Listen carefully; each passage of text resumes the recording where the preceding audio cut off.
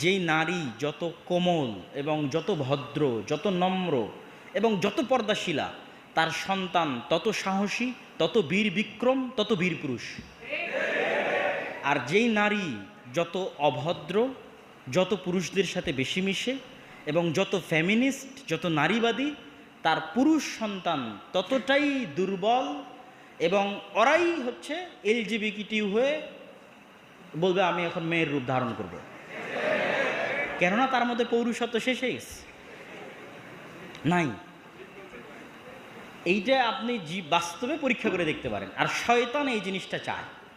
এই জন্য খালিদ ইবনুল ওয়ালিদ, তারিক বিন জিয়াদ কেমন মেয়ের পেট থেকে জন্ম নেবে যে খুবই কোমল, খুবই নম্র, খুবই পর্দাশীলা, তার পেট থেকে খুবই ভয়ঙ্কর লেভেলের বীর বিক্রম, বীর পুরুষ, বীর মুজাহিদ জন্ম নেবে।